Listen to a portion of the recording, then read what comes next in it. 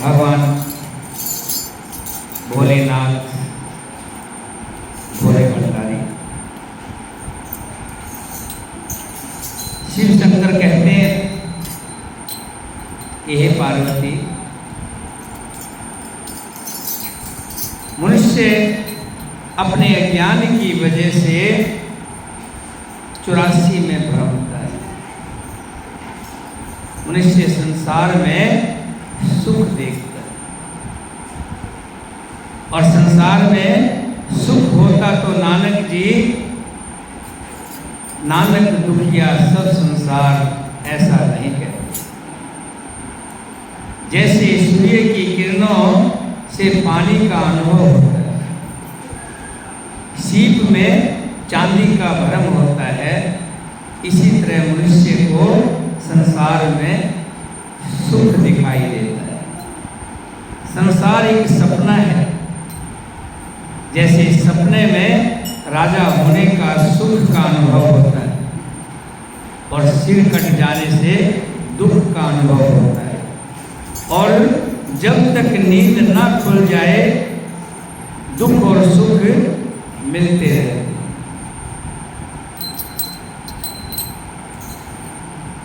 जीवन भी सपने की भांति प्रभु की माया से ढका हुआ है।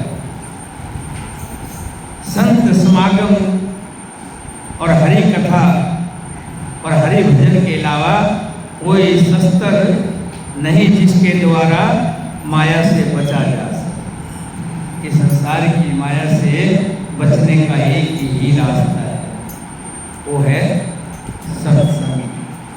जब व्यक्ति सत्संग में आता है तभी इसको ज्ञान होता है,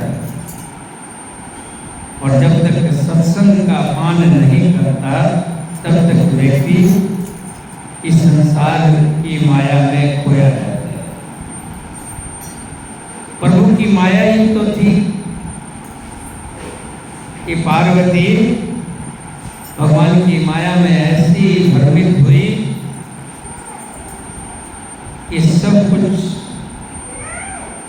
भ्रम में, कि चारों तरफ शंकर, राम जी और लक्ष्मण जी, सीता जी दिखाई दे। भगवान ने अपनी माया, जब माया ज्यादा हो गई तो राम जी ने अपनी माया हटा, और माया के भलीभूत ही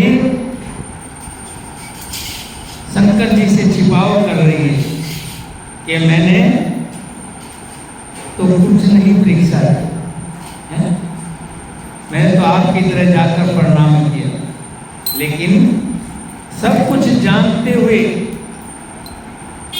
कि मेरे भोलेनाथ आम संसारिक व्यक्ति नहीं है। उनके पास तो वो दूरबीन है जो धरती के पताल को एक्सरा कर सकती है और आकाश का भी एक्सरा कर सकती है। सब कुछ जानी जाती है, पता है पार्वती को। फिर भी प्रभु की माया के अधीन क्या कहती है, मैंने कोई परीक्षा नहीं, मैंने तो आपकी तरह गई और प्रणाम किया और चले गया। भोलेनाथ तो सब जान रहे थे, फिर भी उन्होंने अपनी दूरबीन लगाई और देखा, अंदर से आत्मा अंदर से ध्यान में बैठ गई और ध्यान लगाकर देखा तो क्या देख रहे हैं, सती तो सीता के रूप में, उन सीता के रूप में जिनको मैं माता के रूप में देखता हूँ। राम पिता है तो सीता माता है। धन्य है शिव जी की भक्ति। देखिए, भक्ति हो तो ऐसे कहते क्या है कि अब मैं इस जन्म में सती के साथ पति पत्नी का जो संबंध है वो नहीं रखता, त्याग कर दिया।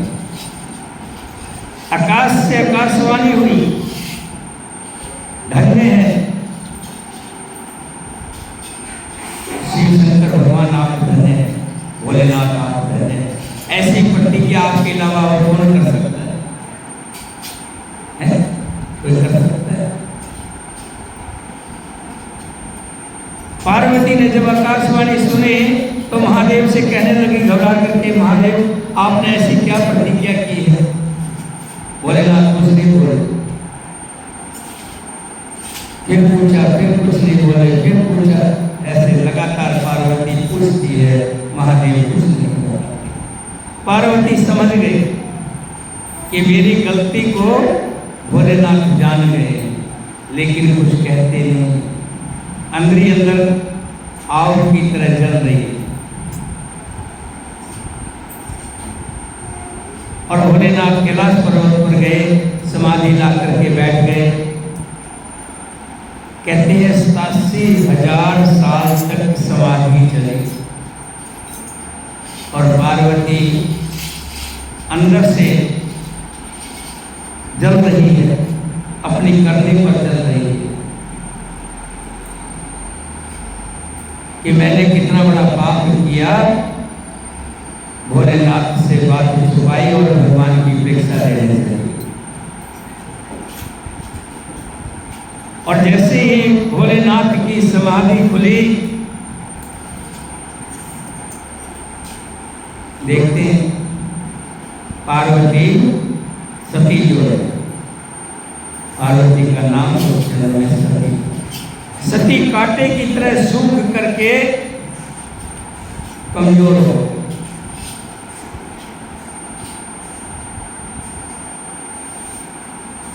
भगवान ने उनको बहुत तरह से ज्ञान की बातें कही। यह पार्वती, जीवन जब तक है सुख और दुख इसके दो अंग हैं। जैसे रात और दिन ये जीवन में आएंगे और चले जाएंगे। रात आई है तो सदा नहीं रहेगी, दिन भी आएगा। दुख आया है तो सुख भी आएगा। ये जीवन के अंग हैं। व्यक्ति को अगर कोई दुख आया है तो दुख के अंदर हमें हौसला रखना है और ये सोच के रखना है ये दुख आया है तो सुख भी आया। रात जैसी आई तो सूर्य का पहर भी आएगा, दिन भी निकलेगा। हौसला रखना है, डगमगाना नहीं। मैंने देखा है, कल मैं देख रहा था इतनी तेज बरसात हो रही है। एक पेड़ बार बार ऐसे झुक रहा था, ऐसे झुक रहा था। मुझे लगा ये टूटेगा।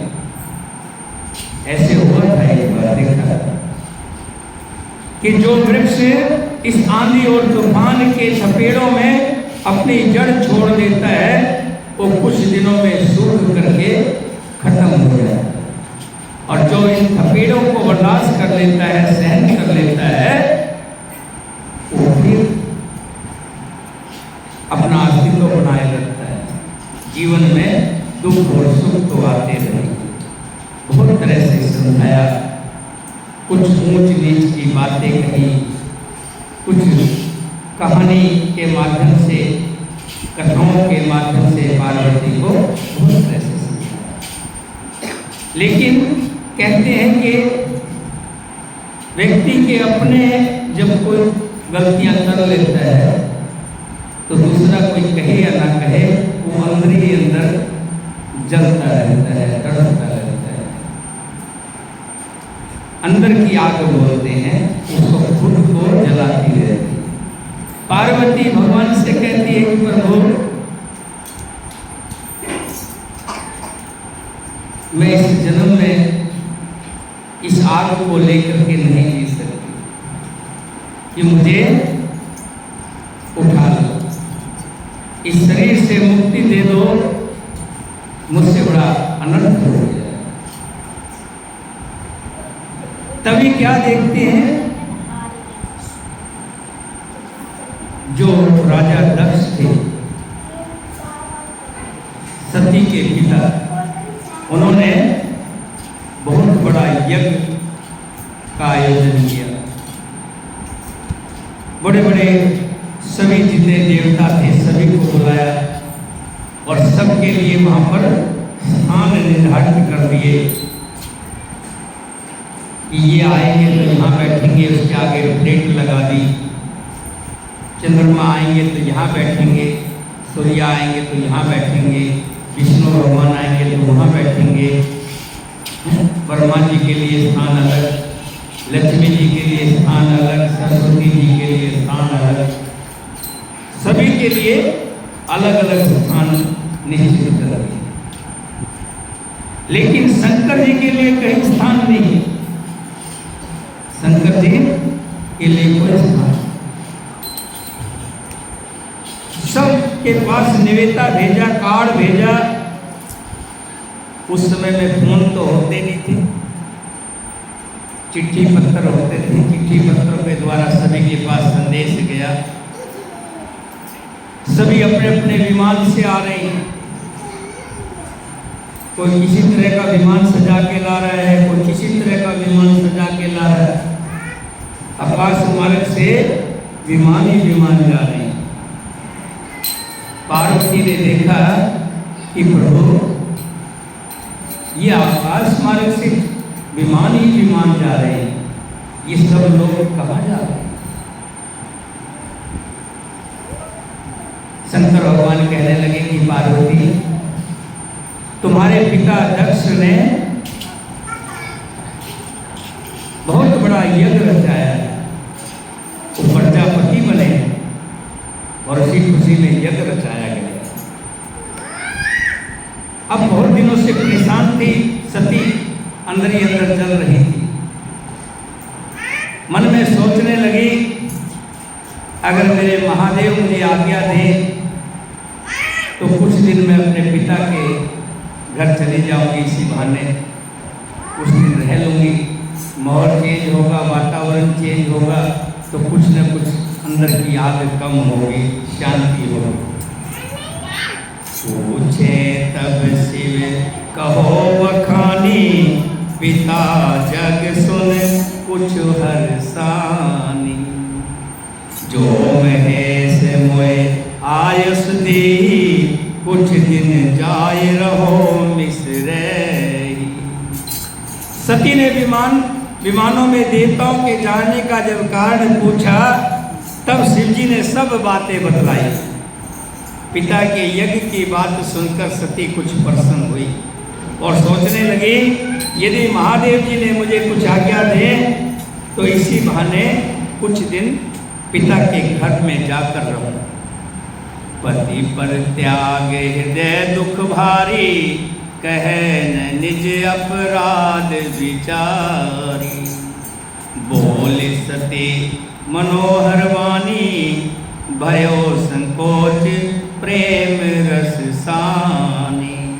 क्योंकि उनके हृदय में पति द्वारा त्यागी जाने का बड़ा भारी दुख था, पर अपना अपराध समझकर वे कुछ ना कहती थी।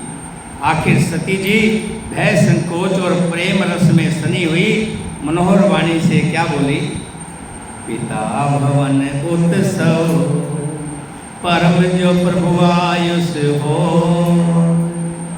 तो मैं जाऊं कृपा तने, सादर देखन सोय सियावर।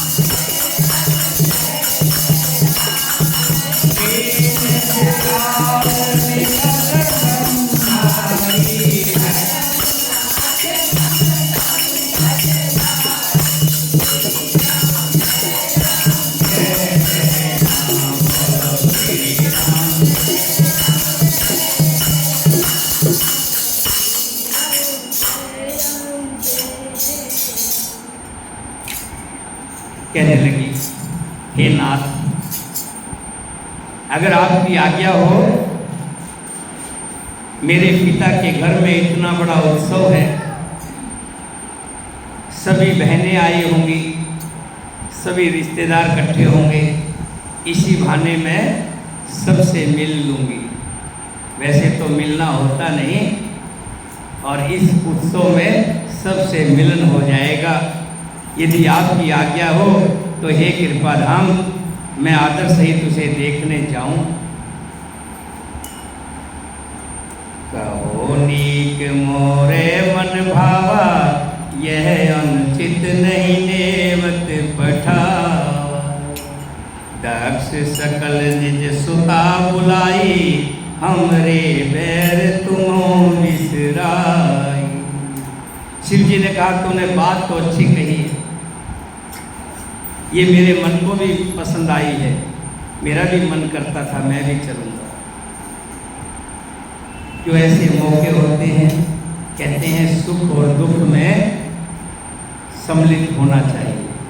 किसी के घर रिश्तेदारी में, मित्र प्यारे के अगर कोई सुख और दुख हो तो उसमें समय निकालकर सम्मिलित होना चाहिए।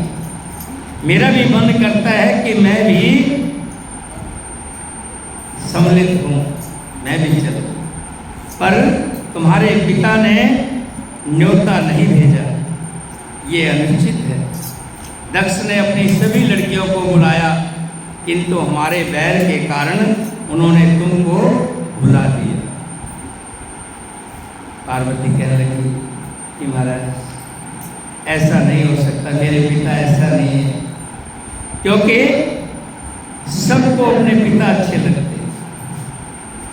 कोई ऐसा नहीं है जिसको अपना पिता अच्छा लगे, अपनी महतारी, अपने पिता, अपने भाई, सबको। कहने लगी मेरे पिता ऐसे नहीं है, उन्होंने जरूर आपको निवेदा भेजा होगा, यानी कार्ड भेजा होगा। रास्ते में कहीं ना कोई अनहोनी हुई है जो आपके पास निवेदा नहीं भेजा, नहीं पहुंचा। हो सकता है जो कार्ड लेकर के आ रहा हो उसके साथ कुछ बात हो गई, वो पहुंच ही नहीं पाया। और भी बहुत सी वजह हो सकती है, लेकिन ऐसा नहीं है कि मेरे पिताजी ने कार्ड नहीं भेजा होगा। कार्ड तो जरूर, यानी उस टाइम न्योता करके, न्योता तो जरूर भेजा होगा। शंकर भगवान हंसते और अंतर्यामी थे, अंदर ही अंदर मुस्कुरा रहे हैं और कहा यही पार्वती, हे सती, एक बार ब्रह्मा की सभा में हमसे अप्रसन्न हो गए थे, उसी से वे अब भी हमारा अपमान करते हैं।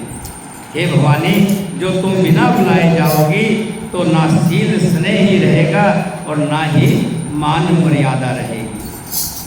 ब्रह्म सभा सन दुख माना, ते अजो करें अपमाना। जो बिन बोले जाओ भवानी, रहन शील स्नेहन कानी। हे सती, बिना बुलाए अगर तुम जाओगी तो इज्जत नहीं पाओगे। यद्यपि मित्र प्रभु पितु गुर किया, जायो बिन बुलान संदेहा। पुराणों में लिखा है कि मित्र दोस्त के घर, स्वामी के घर और पिता और गुरु के घर बिना बुलाए भी चले जाना चाहिए। किसके? पिता के घर, गुरु के घर, मित्र के घर और स्वामी के घर, बिना बुलाए भी चले जाना चाहिए। लेकिन जहाँ कोई विरोध मानता हो, पिता के घर में विरोध हो, गुरु के घर में विरोध हो या मित्र के घर में विरोध हो, मित्र होते हैं, कई बार आपस में कटाई पड़ जाती है, बोलचाल हो जाती है, दोस्ती होती है, फिर झगड़ा भी हो जाता है। लेकिन जब कभी विरोध हो, यानी कुछ कहा सुनी और झगड़ा हो जाए, ऐसे ऐसे में नहीं जाना चाहिए। शिव जी ने बहुत प्रकार से समझाया,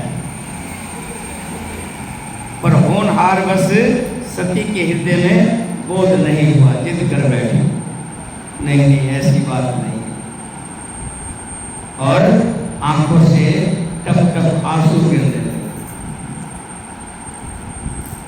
औरत का सबसे बड़ा हथियार यही होता है, स्त्री का सबसे बड़ा हथियार। अगर कुछ उसके मन की नहीं हो रही है तो आंखों से आंसू बहुत जल्दी गिरने लगते। तो शिव जी ने कहा, यदि बिना बुलाए जाओगी तो हमारी समझ में अच्छी बात नहीं है, बाकी तुम्हारी मर्जी है। और जब पार्वती की आंखों से छम छम बरसात होने लगी तो शंकर भगवान कहने लगे, होनहार को कौन बैठ सकता? कह देखा हर जतन बहु रहन दक्ष कुमार, दिए मुख्य गण संग तब विदा कीन त्रिपुरार।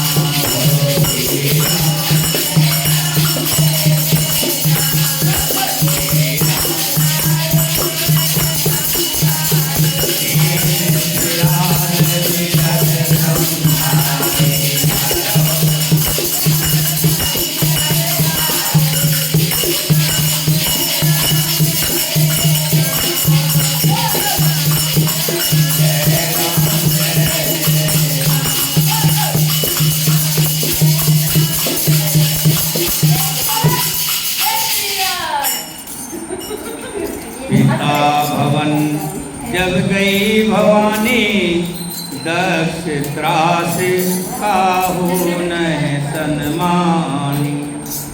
सादर भले मिले एक माता, भगनी मिली बहुत मुस्काता।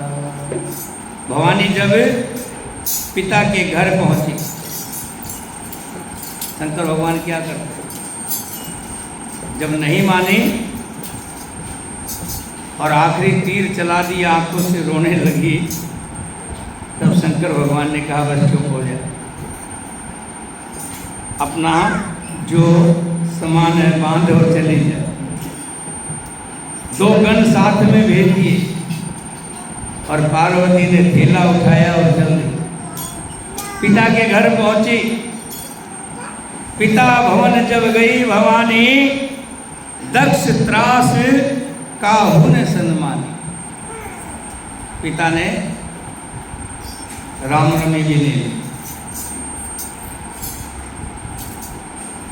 सादर भले ही मिले एक माता, माँ तो मिली, माँ तो माँ होती, माँ ने गले से लगा लिया, वो भी पिता से डरते हुए। डर तो लगता है, कह रखा था अगर वो भोला आ गया ना मेरे घर में तो देख लेना, या तो वो नहीं या मैं, उसको घुसने नहीं दूंगा घर। सब डर रहे थे, पीछे पीछे भोला भी आ रहा होगा, अब तो जंग छिड़ेगा। डरते डरते माँ ने सती को गोद में लिया, मिली, छाती से छाती मिलाकर मिली। भगनी मिली बहुत मुस्काता, बहनें भी मिली।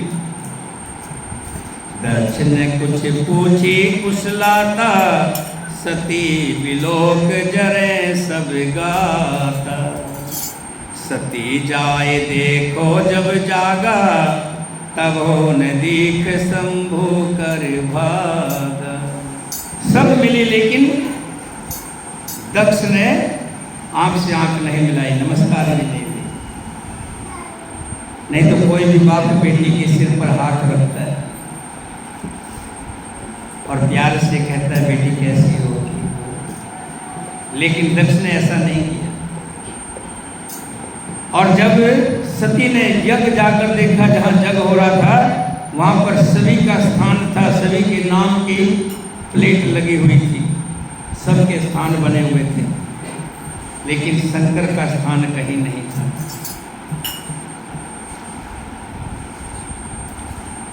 कटु ने लीक शंभु कर भागा, शंभु का भाग कहीं नहीं दिखाई दिया। तब चित चढ़े जो शंकर के हो, प्रभु अपमान समझ उर देव। पाछल दुख न हृदय से व्यापा, जस ये भयो महापरितापा।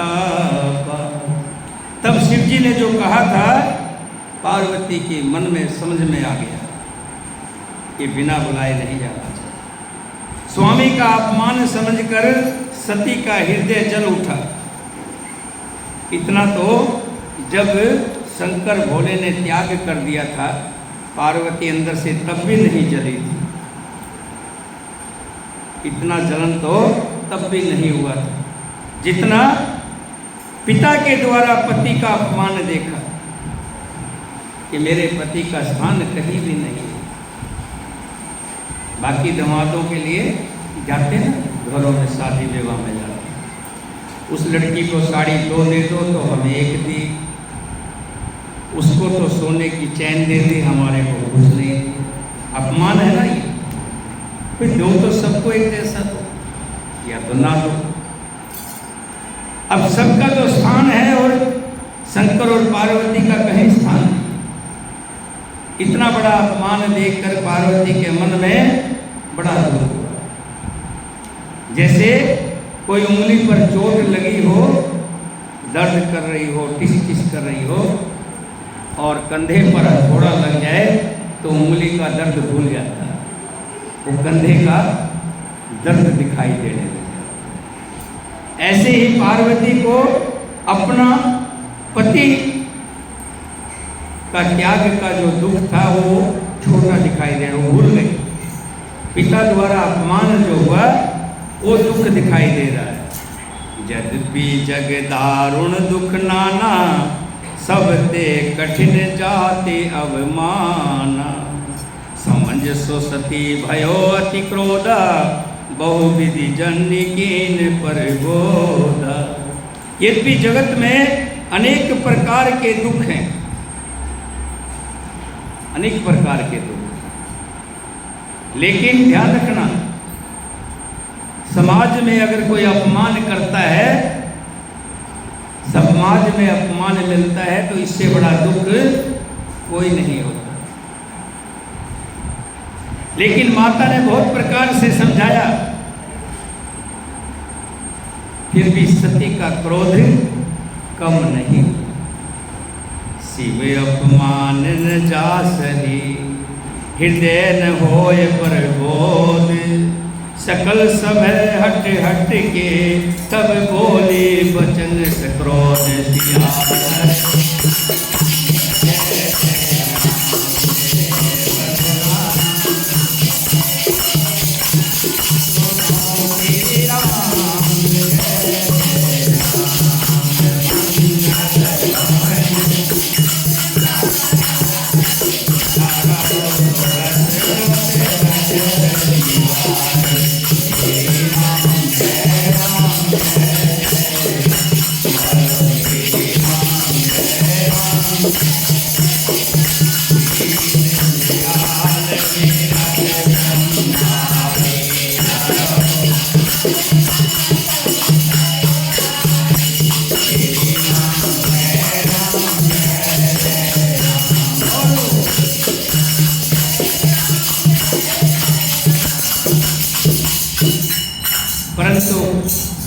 उनसे शिव जी का अपमान नहीं सहा गया। इससे उनके हृदय में बहुत दुख हुआ।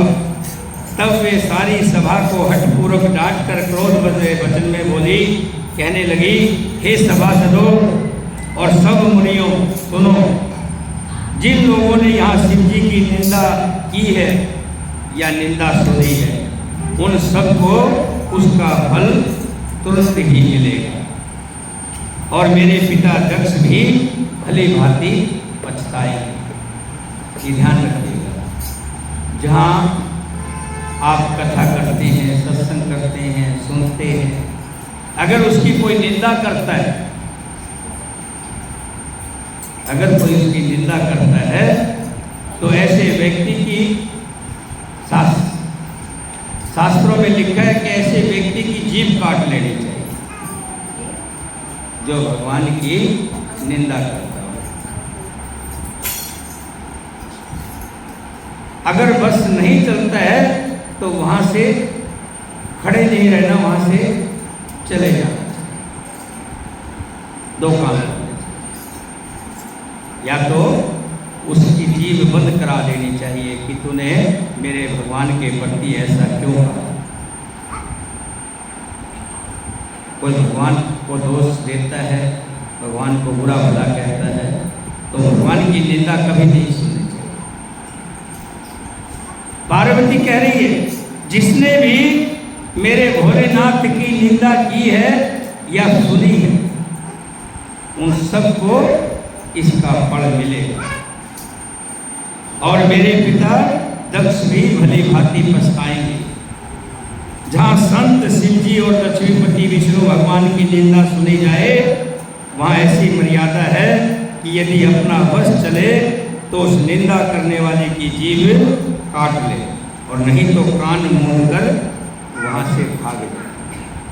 संत शंभु श्रीपति अपवादा, सुने जहाँ तह अस मर्यादा। काटो तास जीव जो बसाई, श्रवण मूद नित्य चले पराई। जगदात्मा महेश पुरारी, जगत जनक सबके हितकारी। पिता मंदमति निंदत तेहि, दक्ष सुकर संभव यह देहि। त्रिपुर दैत्य को मारने वाले भगवान महेश्वर संपूर्ण जगत के आत्मा हैं।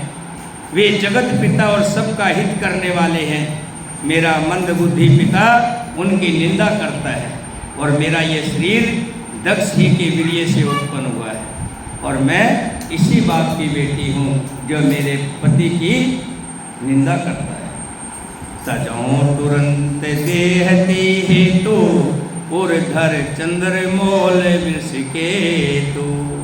इसलिए चंद्रमा को ललाट पर धारण करने वाले वृष केतु शिव जी को हृदय में धारण करके मैं इस शरीर को तुरंत त्याग दूंगी। ऐसा कहकर सती ने हवन कुंड में कूदकर योगाग्नि से अपना शरीर भस्म कर डाला। सती मरण सुन शंभुगण, लगे करण मख खीस। जग विध्वंस विलोक भृगु, रक्षा कीन मुनीश सियावर।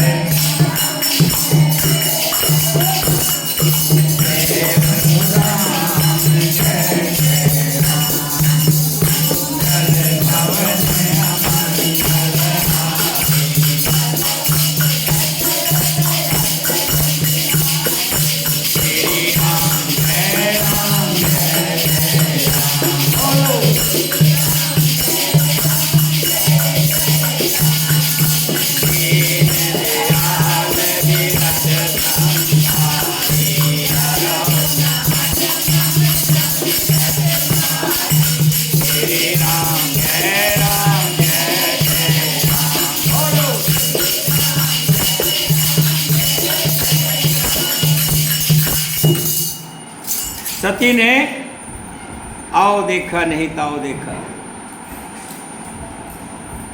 भोलेनाथ का नाम लेकर के यज्ञ में कूद और अपनी योगाग्नि से भस्म हो गए। शंकर भगवान के जो दूत आए हुए थे साथ में, जब उन्होंने देखा, गणों ने देखा कि पार्वती सती जो है खत्म हो गई, तो उन्होंने पूरे यज्ञ में विध्वंस मचाना शुरू कर दिया, उठा पटक शुरू कर दिया। और ये समाचार शंकर जी के पास भी पहुंच गया।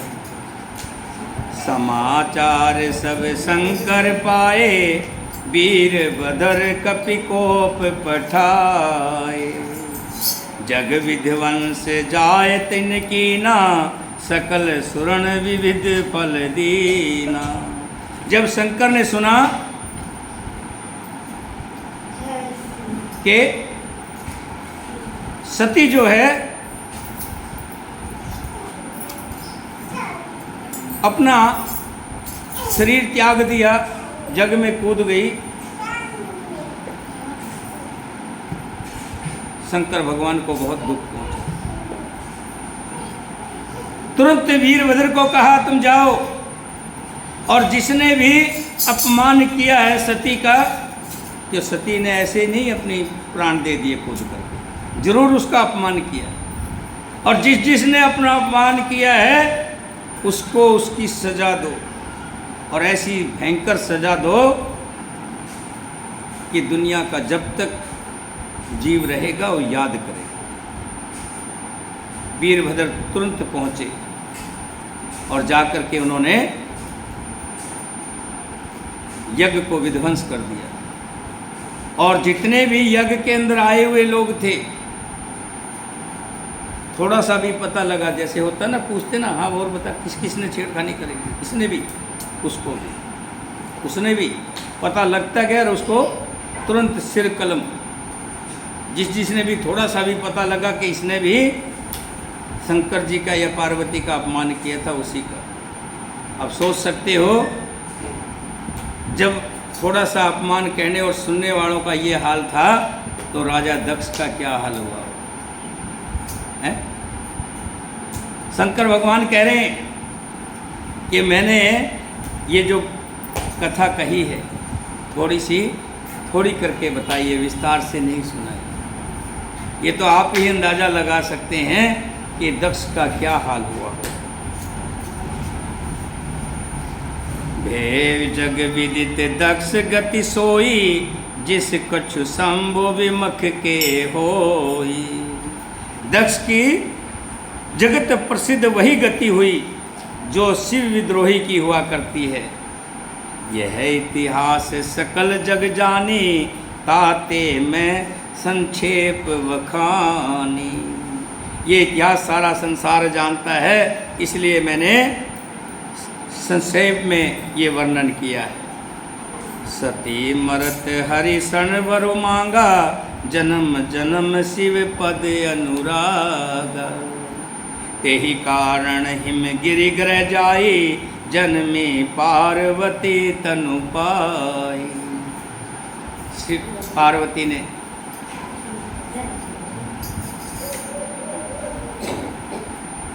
वरदान मांगा कि मैं जिस भी जन्म में हूँ, जब भी जन्म लूँ, जन्मों जन्म मुझे पति के रूप में भोले बाबा मिले, शंकर भगवान मिले, मैं इन्हीं की पत्नी बनूं। और उसके बाद सती जो है हिमालय के घर में पैदा हुई, वहाँ पर उनका नाम पार्वती हुआ। जब ते उमा सेल ग्रह जाई, सकल सिद्धि संपत्ति ते छाई। कहते हैं कि कोई भला व्यक्ति घर में आ जाता है,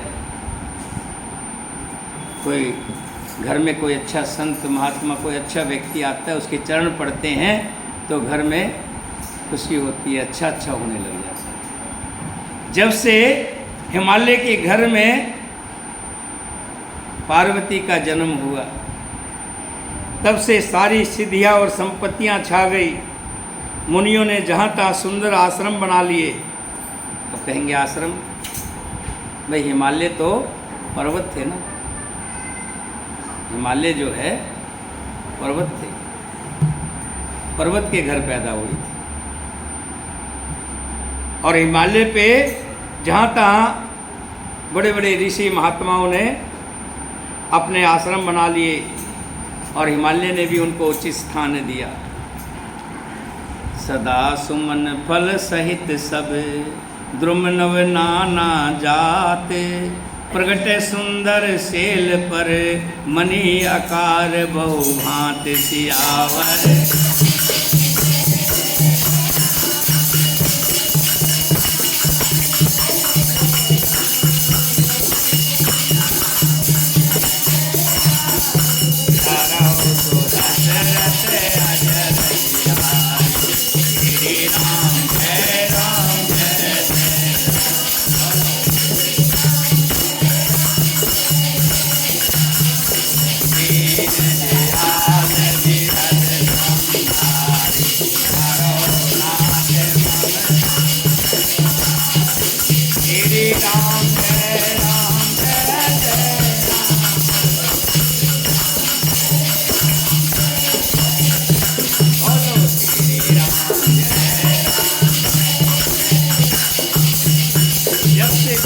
का जन्म हुआ तब से हिमालय पर्वत पर खुशियां ही खुशियां हो रही हैं।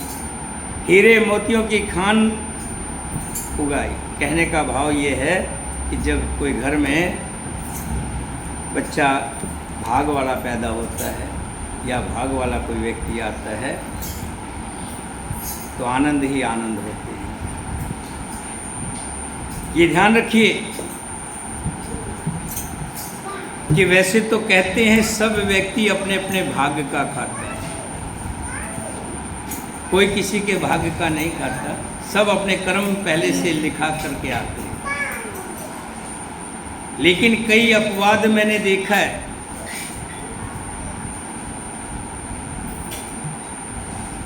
कई अपवाद ऐसे देखे हैं कि कोई व्यक्ति जब तक उस घर में रहा सब तरह के ठाठ रहे,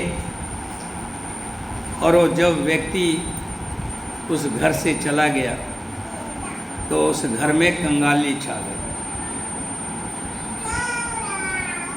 ऐसा मैंने देखा है और कथाओं में भी सुना है। एक प्रचलित कथा है कि राजा की 7 कन्याएं थी।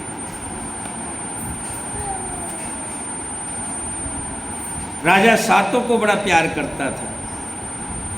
एक दिन मजाक मजाक में पूछने लगा,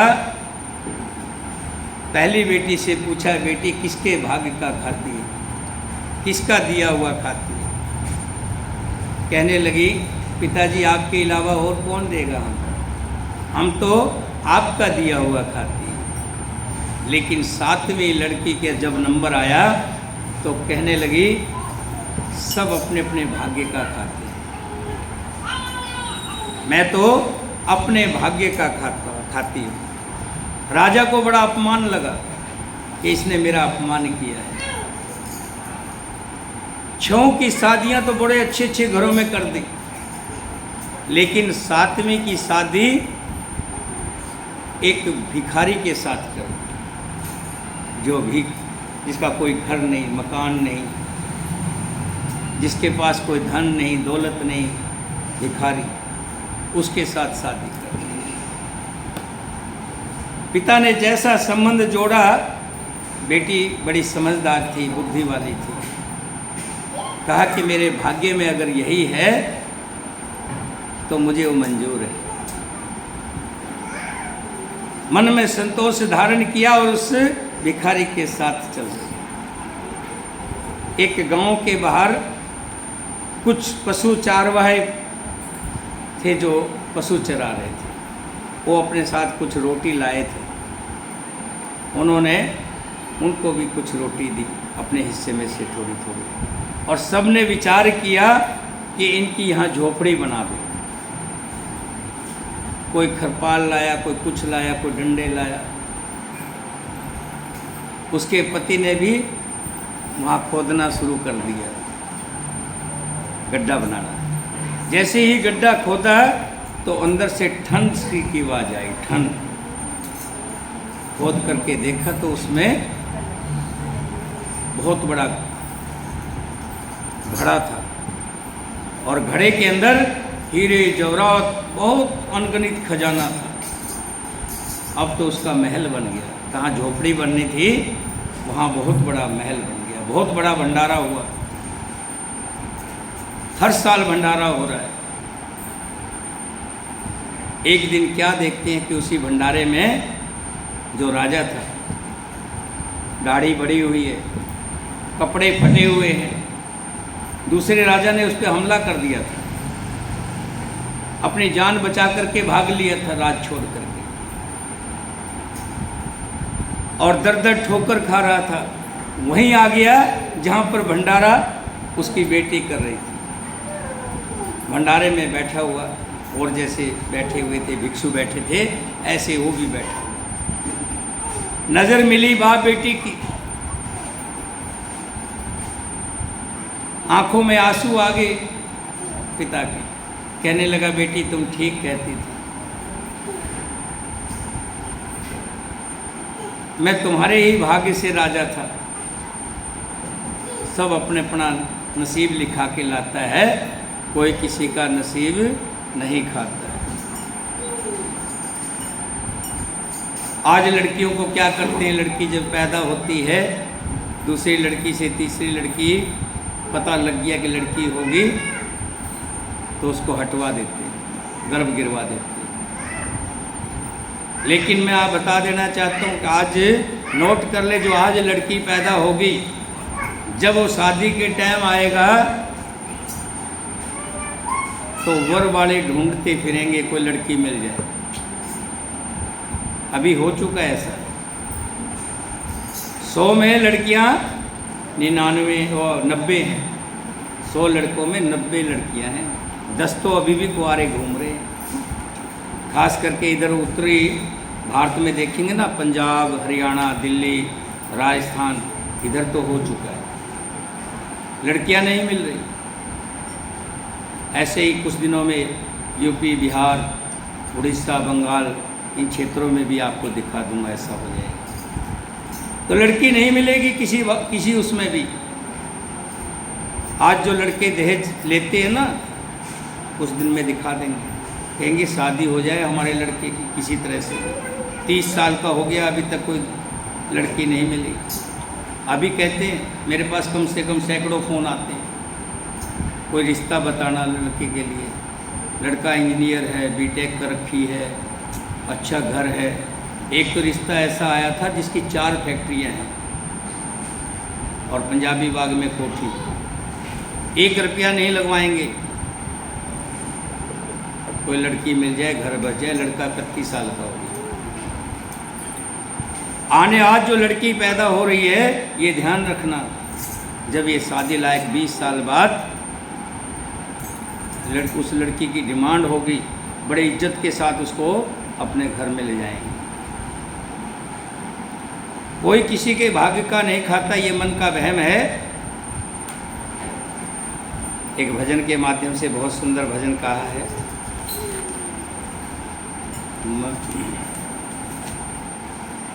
हरि नाम के हीरे मोती मैं बिखराऊं, ये लो है कोई राम का प्यारा।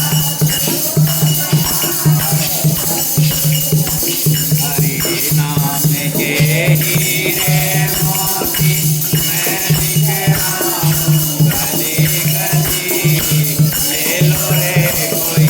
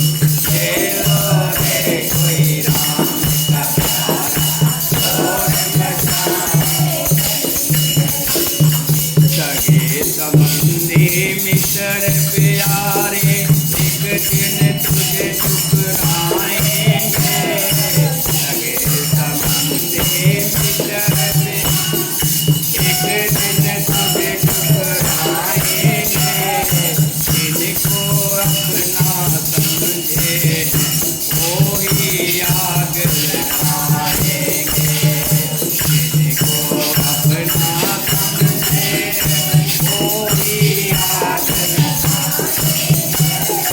तेरी का ये चमन खिला है, तेरी का ये चमन खिला है, मुरझाएगी कली कली, खेलो रे कोई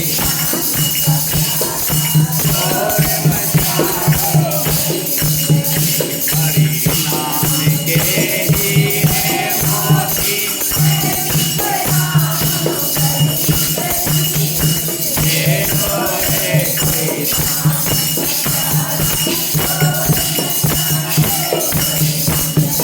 झूठे धंधे छोड़ के बंदे भजल हरि के नाम को, झूठे धंधे छोड़ के बंदे भजल हरि के, क्यों करता है मेरी मेरी जपल राम के नाम को, क्यों करता है मेरी मेरी जपल राम के, निंदा चुगली छोड़ के बंदे, निंदा चुगली छोड़ बातें सुन ले खरी खरी, ले लो रे कोई राम का शोर मचाओ, हरि नाम के हीरे मोती, मैं दिख रहा हूँ गली गली, ले लो रे कोई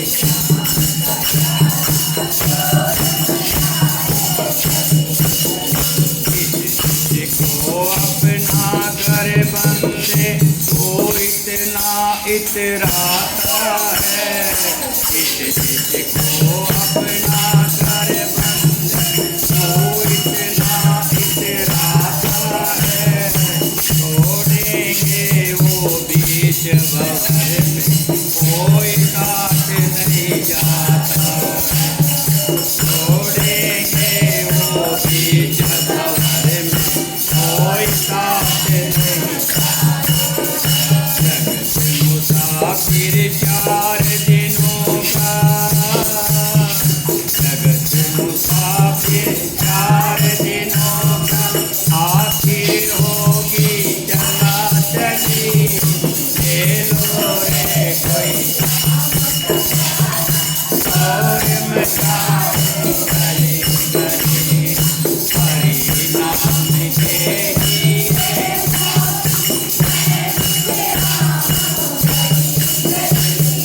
ले लो रे कोई राम का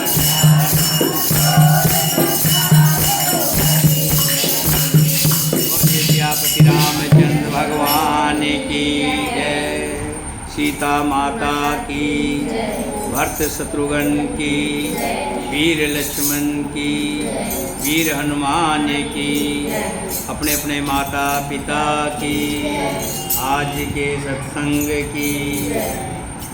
भजन कहते हैं भजन बिन मुक्ति नहीं होई। ये भजन जो है भज मन, ये मन तू भज, उस ईश्वर को भज। कौन से ईश्वर को? जब तू गर्भ के अंदर उल्टा लटका हुआ था, चारों तरफ मल मूत्र ही मल मूत्र, और भज रहा था कि हे प्रभु मुझे इस नरक से निकाल। माँ ने थोड़ा तीता खा लिया तो जलन होती थी, माँ ने कुछ कड़वा कुछ खा लिया तब जलन होती थी। जो माँ खाती थी वही लगता था। और उल्टा लटका हुआ भगवान से प्रार्थना करता था कि हे प्रभु मुझे इस नरक से निकाल, मैं बाहर जाऊंगा, तेरा नाम जपूंगा, तेरा भजन करूंगा, 24 घंटे भजन करूंगा और कोई काम नहीं करूंगा। 24 घंटे तेरा ही नाम लूंगा, तेरा ही सिमरन करूंगा। जो काम करूंगा वो भी लोगों के भलाई के काम करूंगा। जैसे एक व्यक्ति एक बड़े ऊंचे पेड़ पे चढ़ गया, चढ़ तो गया लेकिन उतरना नहीं आया, और भगवान से कह रहा है कि प्रभु इसी तरह मुझे नीचे उतार, मैं तेरा 501 रुपये का प्रसाद बांटूंगा। थोड़ा थोड़ा नीचे आया तो कहता है 251 का तो पक्का बांटूंगा। थोड़ा और नीचे आया तो 101 का, जवान रही, इससे कम नहीं। लेकिन जब देखा और नीचे आ गया तो कहता है 51 से, और जब बिल्कुल नीचे आ गया कि भी अब तो मैं आराम से कूद जाऊंगा तो 5 रुपये का, और जब कूद गया तो कहता है याद रह गया तो बांट दूं। ऐसे ही हमारे साथ हुआ है। जब हम नरक में पड़े हुए थे और भगवान को याद कर रहे थे, जप रहे थे कि प्रभु हमें बाहर निकाल, मैं 2400 घंटे तेरा भजन करूँ। और लेकिन जैसे ही इस संसार की हवा लगी, बाहर की हवा लगी, तो सब कुछ भूल गया। भजन करने के 2 घंटे भी नहीं घर भजन कर सकता। 4 से 6 2 घंटे रोज कथा होती, कहीं दूर भी नहीं जाना, पास में ही रहे भजन होता है। लेकिन ये माया का थपेड़ा है, भूल जाता है। भूलना नहीं है, उसको भूलना नहीं। वो कहता भाई देखो ठीक है, तुझे याद तो हूँ मैं, 2 घंटे ही सही, लेकिन बिल्कुल भूल गया तो अच्छी बात नहीं। भजन करते रहना। राम नाम सुखदाई भजन करो ये तेरा 2 दिन का।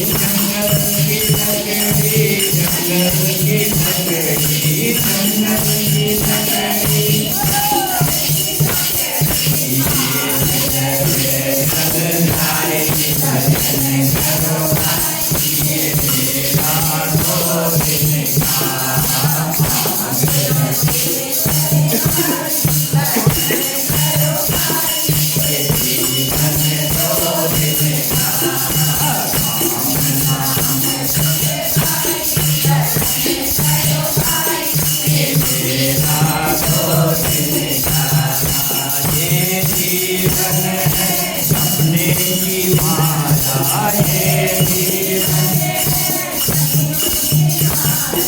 सपने की माया, सपने की माया, ये बने है सपने की आँख खुले कुछ नहीं बचने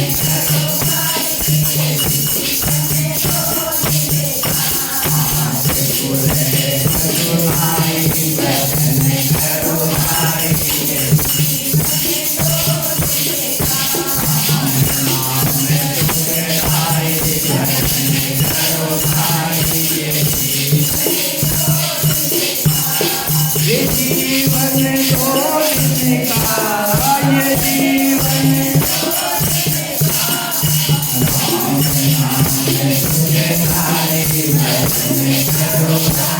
ये मेरा बोलिए श्री रामचंद्र भगवान की। तो इसलिए मैं कहता हूँ कि भजन करने का मौका मिले तो चूकना नहीं चाहिए। पहले मैं भी भजन नहीं गाता, फिर मैंने भजन की महिमा को जाना कि भजन की महिमा बहुत बड़ी। भज मेरे मन उस राम में। तो जिसको भी भजन गाना हो तो ये नहीं कि सबसे पहले ही मन के अंदर हो मैं गाऊंगा, मैं गाऊंगी, ऐसी भावना हमारे मन के अंदर कि मैंने गाना है। ललक हो, जब तक प्यास ना हो और जब तक भूख ना हो तो खाने का मजा नहीं आता ना। हमारे अंदर ललक होनी चाहिए। लो श्यामा,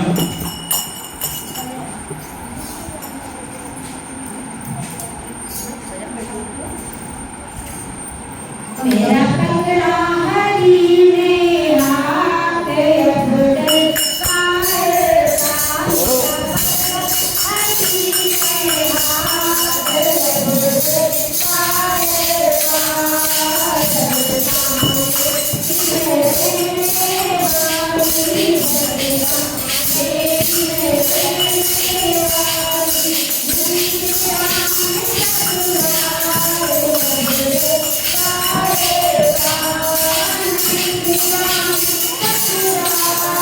अब डर काएगा